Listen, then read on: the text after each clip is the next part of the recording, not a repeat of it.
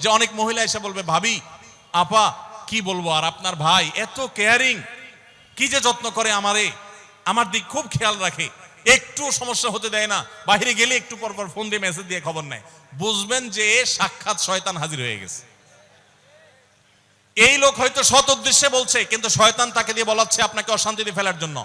মনে রাখবেন, যারা নিজেদের তারিফ করে তারা হয়তো পজিটিভ মানুষ দেখে তারিফ করে, তাদের সংসারে এমন এমন অশান্তি হয় যেগুলো হয়তো আপনাদের হয় না।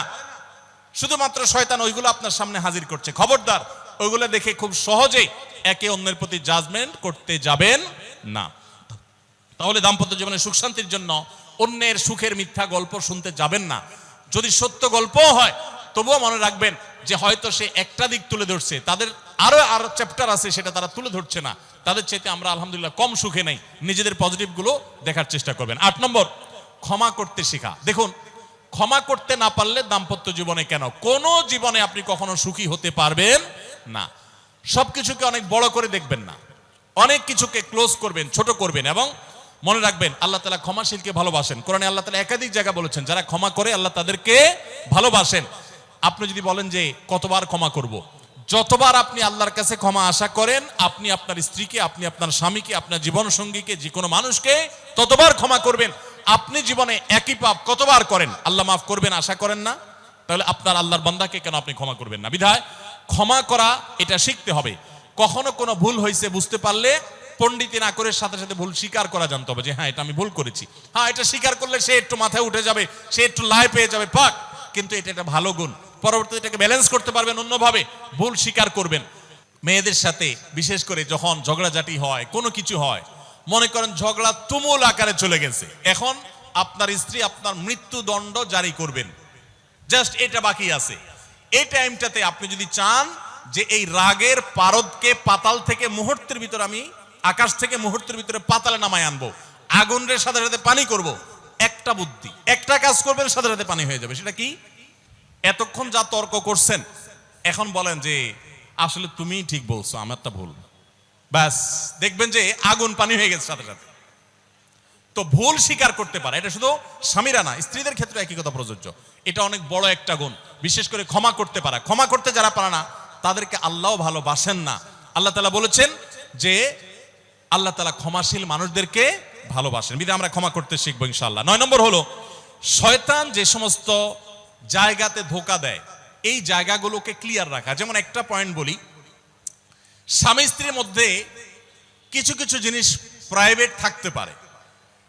আপনার স্ত্রী আপনার শ্বশুর বাড়িতে ফোনে কথা বলেছে, কি বলেছে, আম্মা তোমার সাথে কি বলেছে, তোমার আব্বা কি বলেছে, তোমার ভাই কি বলেছে, ব্যক্তিগত বিষয়গুলো খুব বেশি খোঁচাখুচি করে জানতে যাবেন না। এগুলো জানতে গেলে অশান্তি হবে।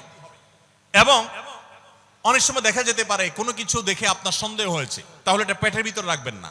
আবার খারাপভাবে উপস্থাপন না করে সুন্দরভাবে উপস্থাপন করুন যে আমার কাছে এরকম মনে হয়েছে, তাতে সাময়িক ঝগড়া হোক, কিন্তু আপনি ক্লিয়ার হয়ে যাবেন এবং নিজেদের মধ্যে কোনো ঝামেলা থাকবে না।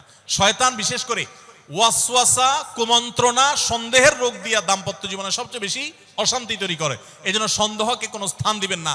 যখনই সন্দেহ আসবে বুঝবেন যে শয়তান এটা সৃষ্টি করছে। সর্বশেষ 10 নম্বর হলো, শাসন করার যদি কখনো দরকার হয়, স্বামী হোক আর স্ত্রী হোক বা সাধারণ মানুষের ক্ষেত্রে এটা প্রযোজ্য, রাগের মাথায় কখনো শাসন করবেন না। শাসন করতে হলে মাথা গরম হয়ে গেছে একটু সবর করবেন, ঠান্ডা মাথায়, শীতল মাথায় তারপরে শাসন করবেন।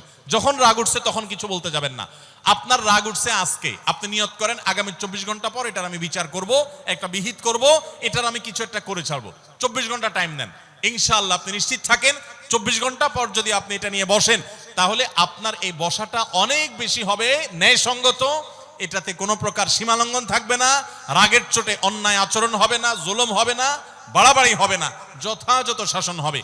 যে কোনো মানুষের ক্ষেত্রে এটা প্রযোজ্য। আপনার একটা ছেলে এমন কোন অন্যায় কাজ করছে, আপনি এখন তাকে মাথা হট হয়ে গেছে, এখন শাসন করতে গেলে জুলুম হয়ে যেতে পারে, একটু সবর করেন, সময় নেন, দেখবেন রাগটা প্রশমিত হয়ে লেভেলে চলে আসছে।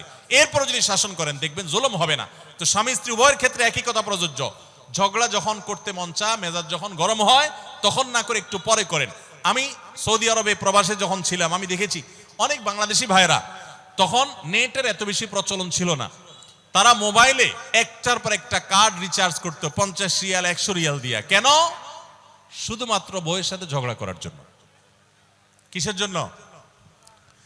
কারণ কথা বলতেছে, মনে করেন কোন একটা বিষয় নিয়ে তুমুল বিশ্বযুদ্ধ বেঁধে গেছে দুজনের, এখন এই পাশ থেকে ওই পাশ থেকে কথা চালাচালি ঝগড়াঝাটি চলতেছে, চিল্লানি চেঁচামেচি, হঠাৎ করে লাইন কেটে গেছে, ব্যালেন্স শেষ, দৌড় দিয়ে চলে গেছে দোকানে, এই তাড়াতাড়ি একটা কার্ড দেন ভাই, তাড়াতাড়ি রিচার্জ করতেছে। কেন? তাকে এখন কি করতে হবে? অসমাপ্ত ঝগড়ার সেকেন্ড ইনিংস শেষ করতে হবে। আবার কার্ড শেষ হয়ে যাচ্ছে, ইনিংস ঘোষণা হয়ে গেছে, আবার যায় সে কার্ড রিচার্জ করে থার্ড ইনিংসে ঝগড়া করছে। কত বড় বেকুব চিন্তা করে, কত বড় নির্বুদ্ধিতা। এই ঝগড়াটা স্বামী স্ত্রী যদি দুই জায়গায় থাকেন, ফোনে যদি ঝগড়া হয়, আমি বুদ্ধি দেই যে ফোনটা যখনই দেখলেন যে ঝগড়া শুরু হয়ে গেছে, তখন সাথে সাথে মোবাইলটা অফ করে ফেলান। অফ করে 3 দিন মাত্র রাখেন, অন্য একটা নাম্বার বাটন ফোন দিয়ে আপাতত অফিসের কাজ কাম ছাড়েন, আর বইয়ের সাথে যোগাযোগের নাম্বারটা 3 দিনের জন্য বন্ধ রাখেন। 3 দিন পরে মোবাইলটা আস্তে করে ওপেন করেন। এবার নিয়তি করেন যে ঝগড়া এটাই হবে, বরে বলবেন দেখো তোমার সাথে ঝগড়া এখানে এই পর্যন্ত থামতেছে, আমরা এখান থেকে আবার শুরু করবো ইনশাল্লাহ 3 দিন পর। 3 দিনের বিরতি দিচ্ছি, যুদ্ধবিরতি।